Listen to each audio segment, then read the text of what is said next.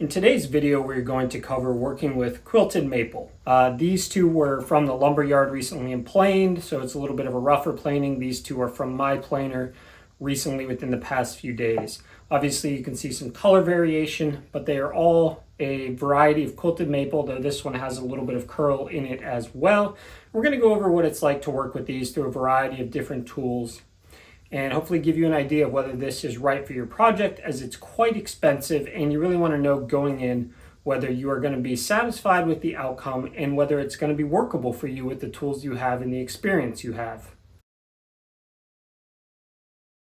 So to cover a few of the basic facts, Quilted Maple is not its own species of maple, it just describes the look of the figure, along with quilted, tiger, curly, fiddleback, all of that are just descriptions of the figure pattern. Now, Quilted maple and most figured maples are generally soft maple, quilted often from big leaf maple.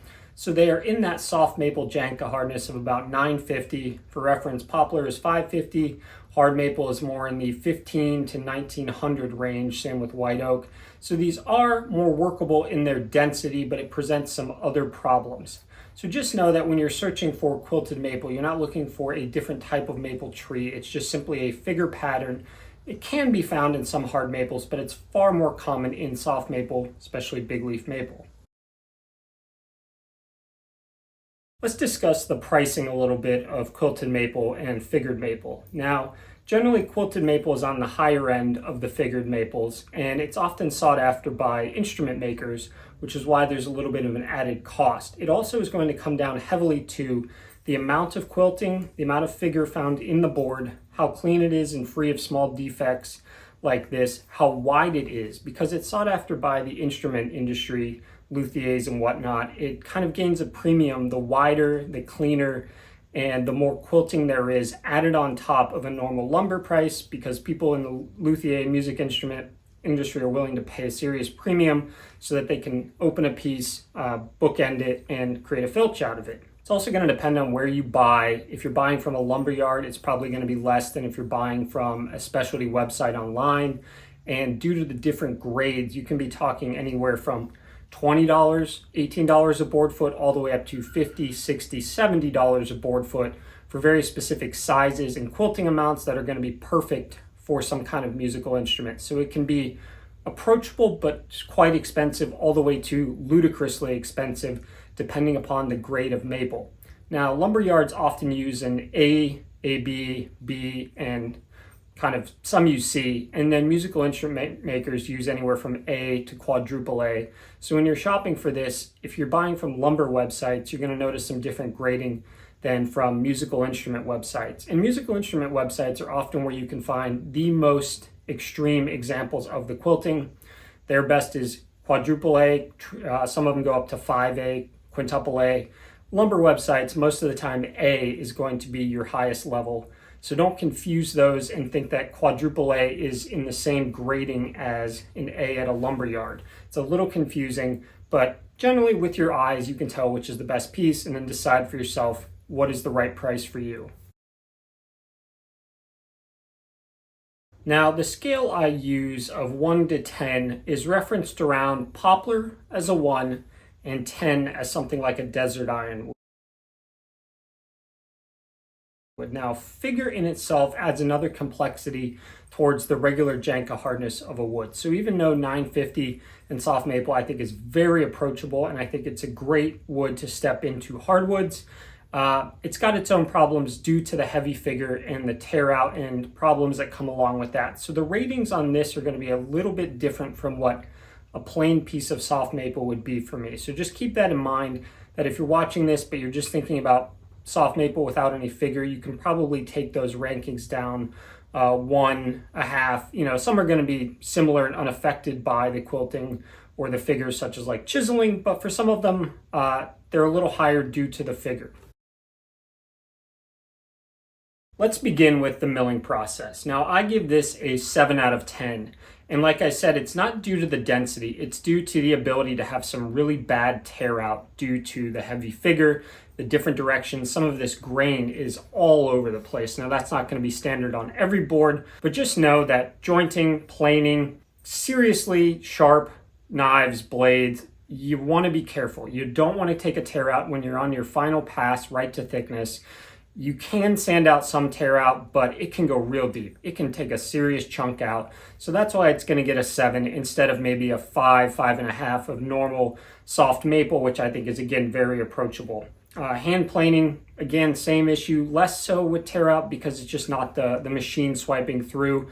Less tear out, I should say, but you can definitely get some pretty nasty tear out if you are not going the right direction, following the grain correctly, and you don't have a sharp blade. And because the grain can get a little wild, sometimes there's not much you can do, and you're going to need to come back with a card scraper later, which is often a really good way to deal with figured maple towards the end.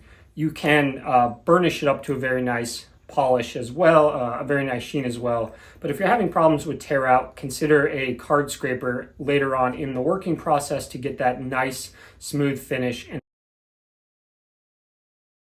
Next up is the table saw, and I'm going to give this a 5. Soft maple has a little tear out on the cross cutting, maybe a 6 for cross cutting and a 5 for ripping. You can get a little burning just like with many hardwoods. If your blade isn't the right blade, use a ripping blade for ripping, right feed rate and whatnot, but it's not particularly dense. So as long as you have a decent, job site saw or above, you should be okay ripping it, and use your normal tear out prevention methods on cross cutting to try to deal with any tear out. It's a little more tear out than a wood like walnut, but a little less than cherry, and you shouldn't have any serious issues with that.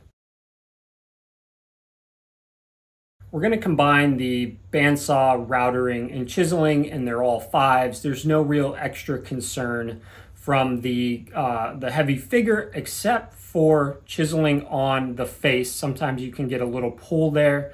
If 5 is just due to being 950 on the Janka scale, meaning it's somewhat hard. There's no other real concerns over something like a cherry or walnut in terms of tear out. You're gonna, get a little bit depending upon your bandsaw blade. You may get some pull through. Same with a little bit on the router if you're not going at the right speed. But there's nothing unique to the quilting that causes significant issues beyond other issues that are normally encountered with hardwoods and hardwoods that have some figure in them. So nothing extreme there with the chiseling, bandsaw, and routering. Now, as we move along, we go into the sanding phase if you're not a hand plane person. And this is a 3. It's somewhat hard, but I give it a 3 instead of a 2 because if you do get tear out, you may have to do quite a bit of sanding to get down to that level. It's really problematic in terms of time spent sanding. If you have some serious tear out, go up with the grits appropriately. There's nothing really particularly unique in terms of the quilting that causes a problem with sanding. However, to get the best finish, you are going to need to go up, the best sheen, go up possibly higher than you normally would, especially if you're using an oil finish. When I'm using an oil finish, I really like to burnish it. I don't have an example here that's been done, but you get in this incredible look. If you're using something like a lacquer, you don't need to go up that high, just follow the directions. But just be wary that if you've got some tear out, you may be sanding for quite a while. So take the steps appropriately to go up through the grits and you should be fine. Gluing the wood is a 1, absolutely no problems. It just glues like any other normal wood. Obviously, because it is a little softer in terms of hardwoods, you can have some problems if you're whacking and malleting it, especially with something a little too hard. If you're using a mallet that's harder than the quilted maple wood itself, you can get some denting.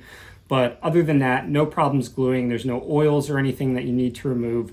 You should have no problems there, and just glue as you normally would. Make sure the dust is all gone from the area. Apply your glue and clamp well.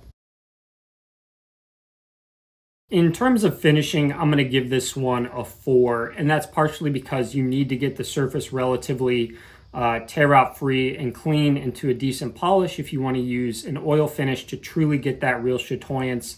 Lacquer looks great. I'm a big fan of oil finishes just because of the simplicity. However, the figure does tend to soak in more. So compared to a normal piece of soft maple with no figure, it's going to drink up a little more oil finish than it normally would. But you can use any common finish on quilted maple. There's nothing to prevent you from using your polyurethane, lacquer, hard wax oils, normal linseed oil, tung oil, all of those. Pick whatever finish you like and you'll be fine. We're just going to come in here a little bit for a closer look at the wood.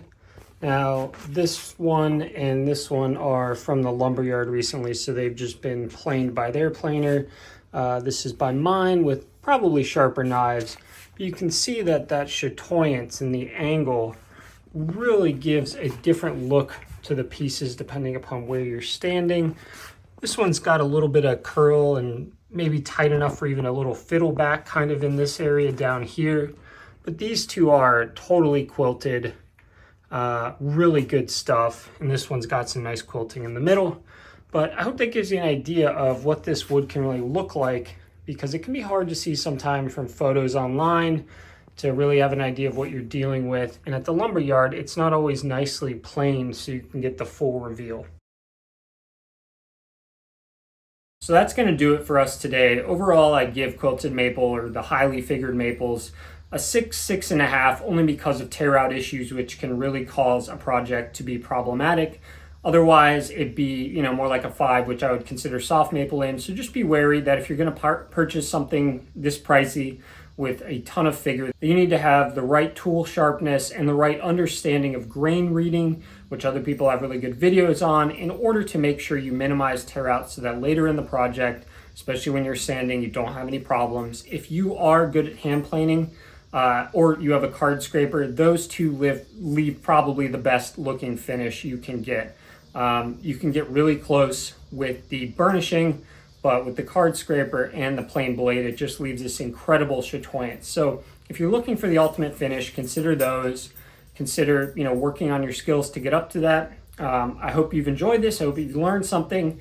If you're interested in trying out Quilted Maple, give it a try. It's incredibly beautiful, and it can really make or break a project that otherwise may be simple and boring, now becomes incredibly beautiful, and everyone wants to look at it. Thank you for watching. Have a good one.